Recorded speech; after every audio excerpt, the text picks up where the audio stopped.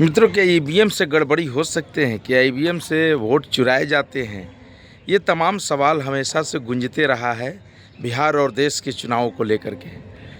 बिहार में एसआईआर चल रहा है, सुप्रीम कोर्ट में सुनवाई चल रही है, चुनाव आयोग सभी तरह के दलीलें दे रही है।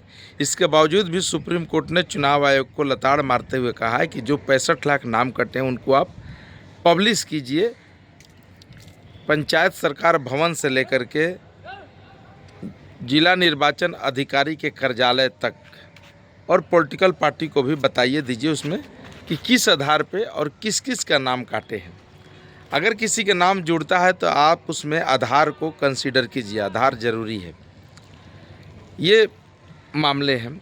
इसके उलट एक मामले हरियाणा के सरपंच का एक मामला, जो कभी 55 वोटों से जीत गया था और चुनाव पदाधिकारी उसमें बेईमानी करके, गलती करके उसको हरा दिया था, और वो चुनाव परिणाम के 2.5 साल बाद सुप्रीम कोर्ट में सुनवाई चल रही थी, लंबी लड़ाई लड़ी और जाकर के सुप्रीम कोर्ट ने उसको आदेशित किया, और वहाँ पे सुप्रीम कोर्ट की निगरानी भी ईवीएम बुला करके वोटों की गिनती की गई, और जो 55 वोट से जिसको हराया गया था वही उम्मीदवार, सरपंच उम्मीदवार फिर से जीत के आया। यानी ईवीएम में किसी तरह की कोई गड़बड़ी नहीं है, ये साबित हो गई।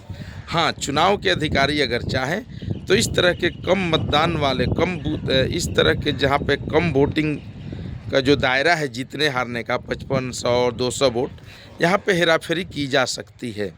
ये बात तय हो गई। दूसरी हम बात कर रहे हैं उत्तर प्रदेश के